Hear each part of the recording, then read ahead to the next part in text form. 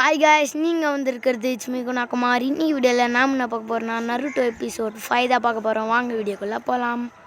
மறக்காமல் லைக் பண்ணுங்கள், ஷேர் பண்ணுங்கள், சப்ஸ்கிரைப் பண்ணுங்கள். 4th எபிசோடுக்குள்ளே போயிடலாம். எல்லா டீம் சென்ஸையும் அவங்க டீம்ஸ் கூட கூட்டிகிட்டு போயிடுறாங்க. ஆனால் டீம் 7, அதாவது நருட்டோ டீம் சென்ஸே வராதனால, சென்ஸே லேட்டாக வருவதனால நருட்டோ கதவுக்கு மேலே டஸ்டரை வச்சு விட்டுறான். சக்குரா வைக்காதன்னு சொல்கிறா, ஆனால் மனசில் சந்தோஷப்படுறா. சாஸ்கி வருது ஜொன்னின் லெவல் சென்ஸே, அவர் இதெல்லாம் ஈஸியாக கண்டுபிடிச்சிறாருன்னு சொல்கிறான். சென்ஸே ரூம்குள்ளே வராரு. அவர் தலையில் டஸ்டர் விழுது. நருட்டோ, சாஸ்கி, சக்குரா 3 பேரும் அதிர்ச்சியில் பார்க்குறாங்க. இவரால் இதை கூட கண்டுபிடிக்க முடியல என்று பார்க்குறார். பிறகு அவரே அறிமுகப்படுத்துறாரு. என்னோட பேரு கக்காஷி ஹட்டாகே, நீங்கள் உங்களை பற்றி சொல்லுங்க என்று சொல்கிறார். நருட்டோ எனக்கு ரேமன்னா ரொம்ப பிடிக்கும்னு சொல்கிறான். ரேமன்னா நூடுல்ஸ் சாப்பாடு. அடுத்து சக்குரா எனக்கு அழகான அறிவான ஒரு பையனை பிடிக்கும் அப்படின்ட்டு சாஸ்கியை பார்த்துட்டு சொல்கிறா.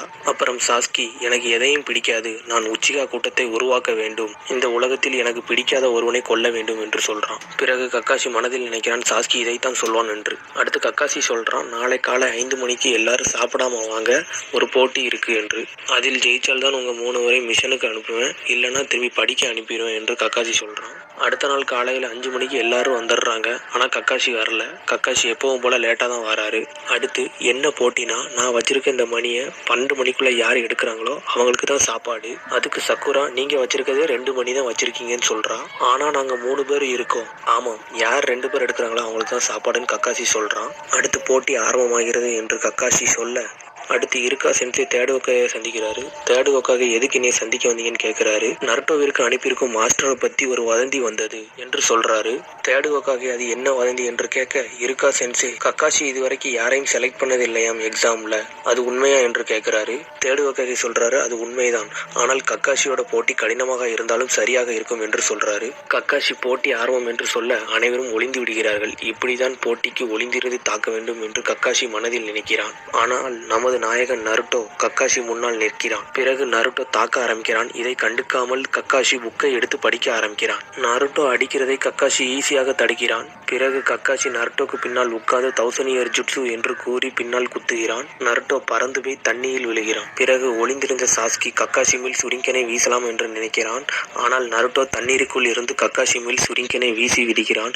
அதை லேசாக கக்காஷி பிடித்து விடுகிறான். பிறகு கக்காஷி மணி எடுத்தால் மட்டுமே சாப்பாடு என்று கூறுகிறான். தண்ணீருக்குள் இருக்கும் நருட்டோ ஷேடோ க்ளோன் ஜுட்சு போட ஆரம்பிக்கிறான்.